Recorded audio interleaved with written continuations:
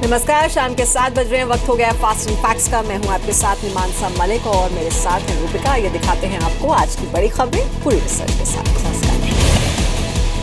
वायुसेना आज अपना 84वां स्थापना दिवस मना रही है। हिंडन एयरबेस पर एयर शो हुआ।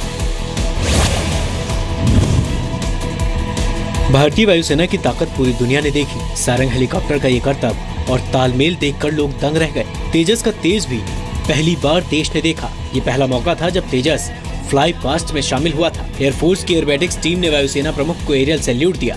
पैराजंपर्स की शानदार लैंडिंग देखने लायक थी। वायुसेना प्रमुख ने कहा कि पठानकोट उरी हमले से साफ हुआ कि हम कैसे हालात में जी रहे हैं। Courses have been conducted to increase security training and consciousness, physical fitness and combat efficiency of our air warriors. Mirage, Jaguar, 17 Globemaster और मिग लड़ाकू विमानों ने भी आसमान में जौहर दिखाए। इंडियन एयरबेस पर हुए कार्यक्रम में सेना प्रमुख दलबीर सिंह और सचिन तेंदुलकर भी मौजूद रहे।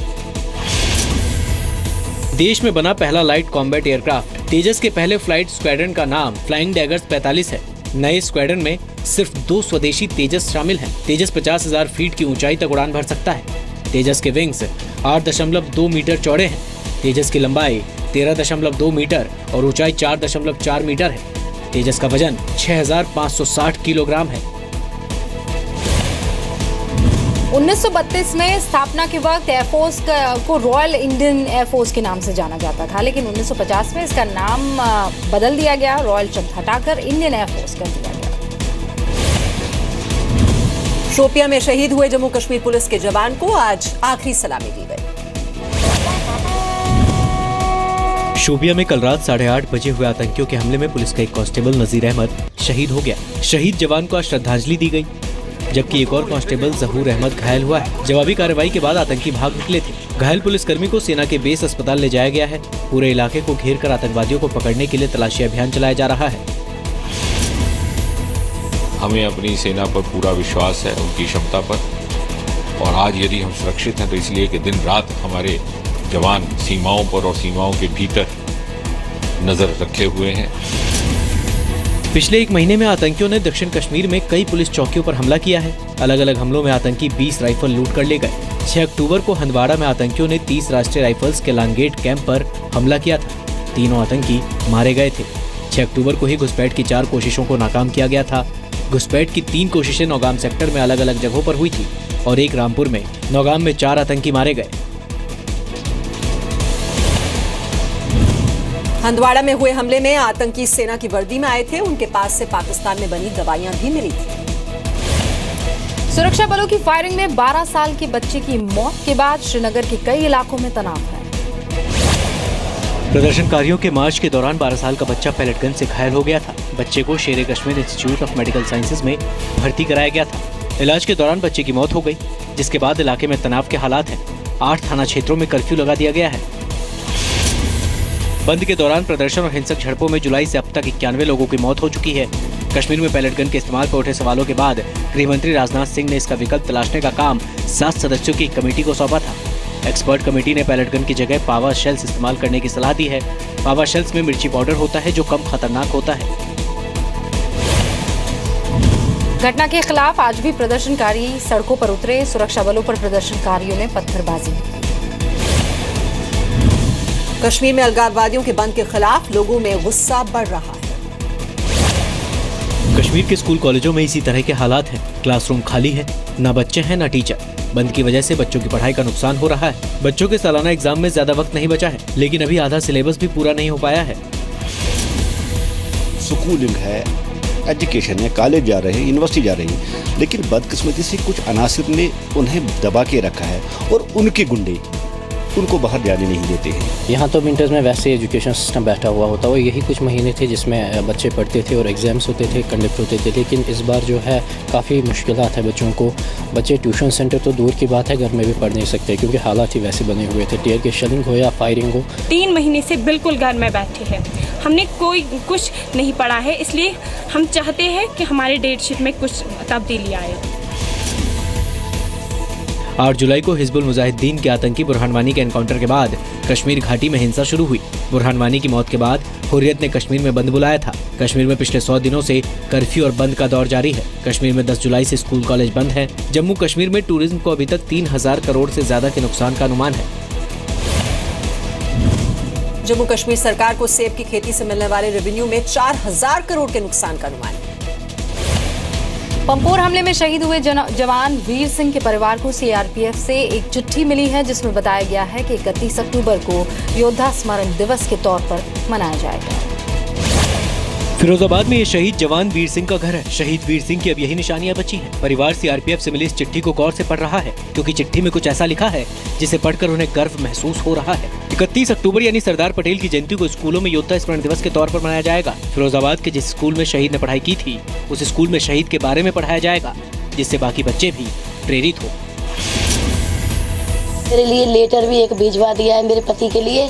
जौन स्कूल में शिक्षा मिली है उसमें वो मूर्ति बनवाना चाहिए। उन्होंने जहाँ शिक्षा ग्रहण की है उनके यहाँ हम एक मूर्ति बनवाएंगे। पहले तो परमिशन लेंगे प्रिंसिपल से, यदि प्रिंसिपल अलाउ करते हैं, ज़मीन देते हैं वो मूर्ति बनवाने के लिए तो कोई बात नहीं अगर वो मना करते हैं तो हाँ उनकी एक फ़ोटो लगेगी ऑफिस में। एक लेटर भेजा है हमारे पिताजी के लिए उनकी मूर्ति बनवाने के लिए कि जहाँ उन्होंने शिक्षा ग्रहण की है वहाँ उनकी मूर्ति बननी चाहिए।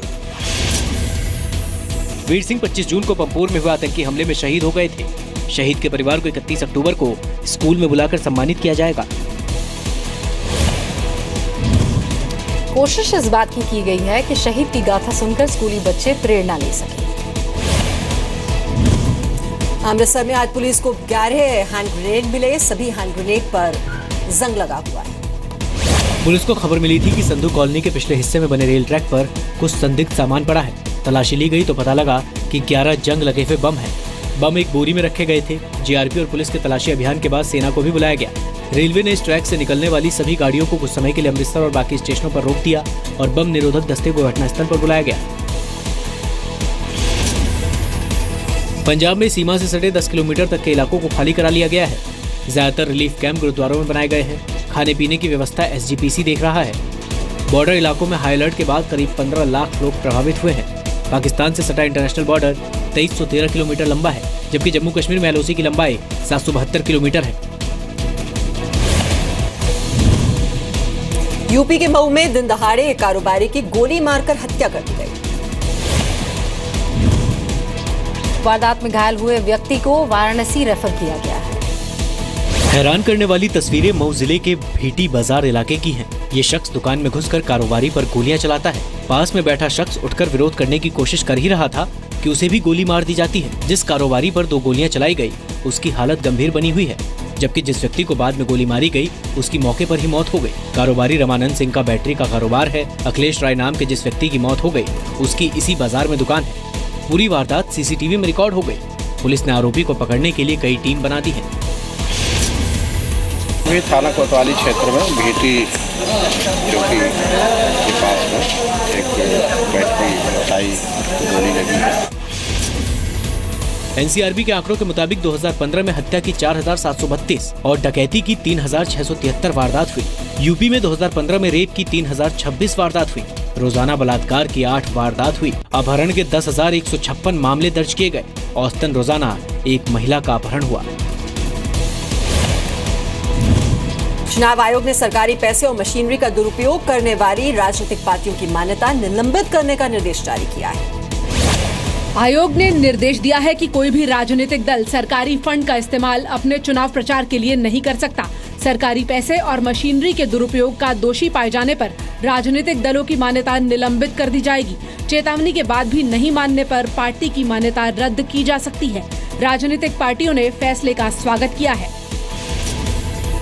दिल्ली के पैसे का इस्तेमाल वो पंजाब के चुनाव कार्यों के लिए कर रहे हैं, इसकी घोर निंदा होनी चाहिए और इलेक्शन कमीशन ने सही फैसला किया है। ये सिर्फ आचार संहिता लागू कराने के बाद ही उस पर अंकुश नहीं लगना चाहिए, बल्कि उसका माहौल 6 महीना पहले से बन जाता है, कम से कम 6 महीना पहले से। तो उन सारी चीजों पर भी नजर रखनी चाहिए। ये जो जनता का पैसा है वो अपने प्रचार और प्रसार के लिए इस्तेमाल करते हैं, ये निंदनीय है। उत्तर प्रदेश में सत्ता में रहते हुए बीएसपी ने अपने चुनाव चिन्ह हाथी का सार्वजनिक स्थलों में इस्तेमाल किया था। दिल्ली हाईकोर्ट ने इस मामले को चुनाव आयोग के पास भेज दिया था। दिल्ली हाईकोर्ट में बीएसपी के खिलाफ एक एनजीओ ने याचिका दायर की थी। बीएसपी पर सार्वजनिक स्थलों में हाथी की मूर्तियां बनाकर चुनावी फायदा लेने का आरोप लगा था। चुनाव आयोग ने इस मुद्दे पर राजनीतिक दलों से भी राय ली थी। दिल्ली सरकार ने अपने विज्ञापन के लिए 526 करोड़ रुपए का बजट रखा। विपक्ष ने इसे जनता के पैसे का दुरुपयोग बताया। चुनाव आयोग का फैसला ऐसे वक्त आया जब उत्तर प्रदेश, पंजाब और गोवा जैसे राज्यों में चुनाव होने वाले हैं। गोवा में perfume designer Monika Gurde murder case में पुलिस को किसी करीबी के हाथ होने का शक है।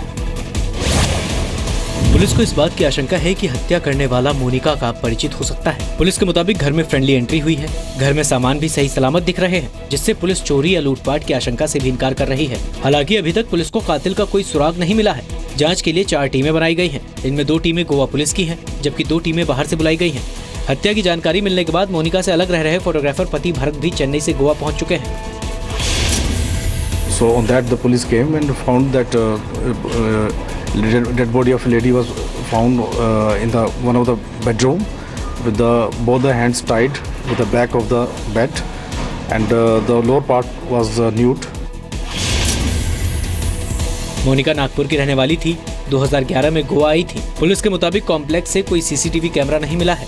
मोनिका ने मुंबई के JJ institute of applied arts से फोटोग्राफी का कोर्स किया था। परफ्यूम में मोनिका की महारत को देखते हुए उन्हें लेडी ऑफ स्मेल भी कहा जाता था। इस बीच आज मोनिका का पोस्टमार्टम भी किया जाना